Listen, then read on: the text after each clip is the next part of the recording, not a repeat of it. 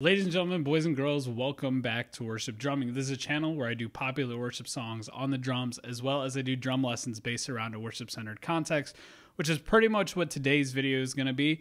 I don't have the drum set here. It's currently at my church because we're testing what it would sound like to have an electronic drum set there, so I'll let you guys know how all of that goes. But before we get into this video, I do want to say thank you guys so much just for supporting the channel, which is simply just by watching videos and liking videos and subscribing. We're almost up to 10,000 subscribers, and if you're an early subscriber of mine, you might remember whenever I thought it was the most amazing thing in the world to have 100 subscribers, and I'm just so humbled to get even close to that 10,000 mark. Another thing I don't promote very much is my Instagram page, but if you guys want to go over there and give me a follow, I do post some updates, some things going on at my church, and just also videos that are coming out. So if you were to go over there now, you would see that I posted that this video is coming out today or whenever you're watching this video. Anyways, with all that being said, let's get into the reason why we're here. We are talking about what are the steps that a beginning drummer can take to learn a variety of worship songs. So more specifically phrased, you'll see the comment here, and they pretty much just ask, what are the steps, the process basically of a beginning drummer wanting to learn all worship songs? So all worship songs is really a very wide, broad spectrum. So you can just have contemporary, and you can have your hymns and older stuff, and just those are two categories, but you can even break those down into even more categories. So there's kind of this really wide range of music that we're trying to play, especially at the church I attend now. We do the contemporary stuff, and we also do the old hymns, and so it's a lot to have to know how to play. I'll kind of give you my approach on how I approach most songs and learn to play them, and this will help you guys hopefully develop a method and give you some things to think through whenever you are practicing and trying to learn these new songs. So the number one thing that I would say, actually I just thought of this, this isn't even on my notes, this just came to my mind, and this is actually super important.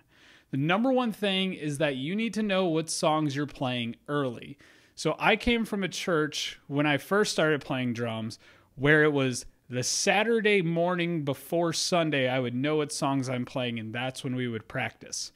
Now, I can't say much about the practice time because everyone's church practice time is going to be different, but getting those songs early is super important because I found myself just having to come up with stuff on the fly all the time, and I would just have to really use basic, simple stuff just to get through the song. I would just basically note the time signature, play within that time signature, and be done. Didn't really have time to sit down, listen to other versions and how they portray the song, and sit down and learn the way they did it. So if you're in that situation where you're not getting your music very early, that is just a conversation you have to have with the worship leader at your church. And if that doesn't go well, maybe get your senior pastor, minister, whatever the head person there is, involved as well in that conversation. It's such an important thing. It might be a little awkward at first, but really it's not like against anyone. It's just really to better everyone. So that's just kind of a quick thing that popped into my head. But now, I already mentioned this just a moment ago, the first most, I guess now the second most important thing, now that I'm thinking about it, is time signatures. So time signatures is just the timing of the song. When I first started out playing, I thought that everything I was ever going to play was going to be in 4/4. Then I went down to church camp to play drums one year, and then we tried to do the song called How He Loves, which if you don't know is in 6/8. And you can't play 4/4 over a 6/8 song or else it just doesn't work. So whenever I left practice that night, I had to go home and figure out what 6/8 was, and it became one of my favorite time signatures to play in. Now, if you're doing contemporary stuff, it's mainly going to be 4/4 and 6/8. So I sat and I learned 4/4 and 6/8 pretty much the whole time I was at my other church. Then when I came to this new church, I auditioned and everything. They were like, yeah, we'd love to have you on our team. We think you'd be great. And then the first Sunday, they put me on a song that's in 3/4, and I had no idea how to play anything in 3/4. But because my prior experience of having to learn 6/8, it was a little easier also to learn 3/4. So the important message of all this is make sure you know what time signatures you are going to be playing in. It's not that you need to completely reject and ignore other time signatures that are great to know, but make sure you really have down the ones that you're going to use. So for me, I mainly use 4/4. then 6/8, and then I need to know a little bit of 3/4 for the rare hymns that we do, that we put contemporary, I guess, sounds behind. It's now time to listen to the song. So if it's a new song that you haven't done before, or maybe it's a version you guys have not done before at your church, sit down and just listen to the song. Don't sit there and specifically pick out the drum parts or what the bass rhythm is and all that. Just sit there and listen to the song. Get a feel for what is the overall feel of the song. Is it just really laid back and slow the whole time? Is it really fast, energetic, like a song you would start service with? Is it a song that's really soft and hits this big climax and drops back off at the end? There's so many different ways it could go. Just get an idea of how the song overall is going to flow. And maybe even listen to it a few times just to make sure you get the flow of it down. Then you can start really listening to what the drums are doing. So now what I would do is I'd listen to the song again, and I would really try to pick out what exactly are the drums playing. What are they really contributing to the music? That's a huge part. What are they contributing to the music? If a song has drums in it and the drums are just kind of laid back in the verse, just helping everything keep time, then that's what it's contributing. It's contributing keeping that time while playing something simple. And then in the chorus, if it's the driving factor of the chorus, where it's just maybe revolved around a big 4 on the floor on the kick drum, then you know whenever you get to that chorus, you're going to really have to dig into that 4 on the floor to keep the rhythm going and really push that song. So sit there and listen to each part. What are the drums doing in this verse? What are they doing in this chorus? What are they doing in the next verse? What do they do in the bridge? And start to really pick out and listen to those parts. Now, as you listen to those parts, the next thing you need to do is you need to try to figure out how to play those parts. So I know a guy on YouTube, his name's Worship Drumming. He's got some popular drum tutorials for worship songs, so you can go check him out. And if he doesn't have it, then you can also just watch some drum covers and whatnot. Watch a drum cover. Sometimes you can get an idea of at least what drums they're playing. They don't always sit there and count it out and tell you exactly what they're doing. So you might just have to sit there and look at what they're playing. There's been a couple of times where I listen to a song and I'm like, okay, I think they're doing something between the hi-hat, kick, and snare here. And then I go watch a drum cover and they're actually doing stuff between the toms and whatnot. And there's some muted guitar going on that's helping give that hi-hat feel and rhythm to the song. Drum covers do help. You can benefit from them, but if you can find someone that's actually breaking the song down piece by piece, that is another great way to learn. The next thing you should do, let's say that didn't work out. Let's say you couldn't really find much help. The next thing you need to do is just listen and think to yourself, do I know something similar to what's being played? I do this all the time whenever I play drums.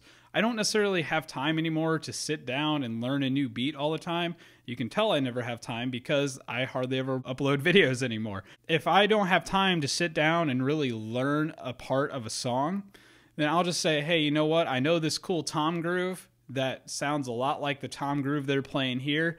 I bet it will work. I test it and it works, and I go, okay, then I'm just going to play the tom groove I know how to do, and I don't have to ever worry about messing up on Sunday because I'm much more comfortable playing this tom groove. And a big part of playing the drums is making music your own. Most of the time, whenever a church does a song, yes, you probably are trying to do it the way that a certain recording does it, but you can also make things your own. And that's what I love doing. And this is, once again, another conversation to have with your worship leader.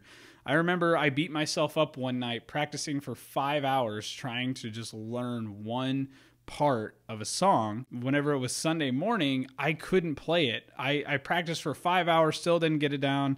And then I tried to, throw it out on Sunday morning. And I was like, man, I still can't get this down in our practice time. My worship leader basically said, I'm glad you put the time in and everything for it. But one, we don't want to have a whole bunch of mistakes and distractions during worship. And then also, it's just not worth me getting frustrated at myself for not being able to play it.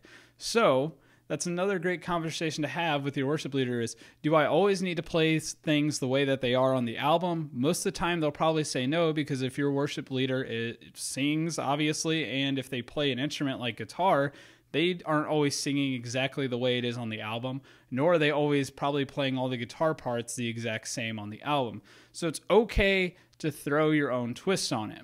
The one side thing I will say to this is if there is a really strange rhythm that is like the only rhythm that really works with that section of the song, then yes, I would really take time to learn that strange rhythm. The band that I can think that does this the most is Elevation Worship. They have the drummer, or whoever writes their drum parts, has all these crazy rhythms sometimes where it's like if it's played by itself, it makes no sense. But whenever you play that drum part with the music for like the bridge, then it makes perfect sense. So maybe you don't have time to sit there and learn the verse, the chorus, the pre-chorus and all that, then just at least learn what those really important odd sounding parts are. And now the last thing, and the most important thing probably, I didn't state this first, but it is very, very important, is that you are in a true moment of worship on Sunday mornings. That's why we have practices. It's why we practice at home, is so that on Sunday morning, we're not sitting there trying to focus on exactly, okay, what am I playing? You're focused on God in that moment. You're focused on giving your praise, your time, your worship to Him. And not only that, you're also helping lead other people into that moment of worship. So it's such an important thing. And one of the great quotes that I do like is, don't practice till you get it right, practice till you can't get it wrong. Now, I know that's not always realistic, but it is great to practice and practice to where whenever it's on Sunday morning, you're not sitting there trying to count things in your head along with the metronome, but that you're actually sitting there and you're just going, your body already knows exactly what to do, and you're in that spirit of worship, which is awesome, because there's been Sundays where I get there and I know I didn't practice enough. And so the whole time I'm sitting there playing music on Sunday morning, I'm counting in my head. I'm thinking, oh gosh, next song is going to be that really hard thing I didn't practice. Oh wait, we're in the chorus of this song. I'm still playing the verse. I've had those Sunday mornings. And I leave church on those Sunday mornings. It's awful, because it's like, man, I didn't practice enough. And then it was like I just tried to sit through a practice session on Sunday morning. So super important, guys. Make sure that you are practicing. Make that time to practice. And whenever you have that time to practice, if you don't have much time to do it, make sure that it's valuable and that you're actually getting somewhere in that practice time. Wow, that was a lot. Thank you guys so much for watching this video. I hope that this video helps out, and specifically to the commenter, I really hope that this helps you out as well. I wanted to make this whole video because I think it's going to help multiple people out. But just thank you guys so much for watching this video. If you like the video and learned something new, leave a thumbs up. Subscribe below if you're interested in more content like this in the future. And also leave any other comments or suggestions that you have for the channel down below. Thank you guys so much for watching, and I'll see you in the next video.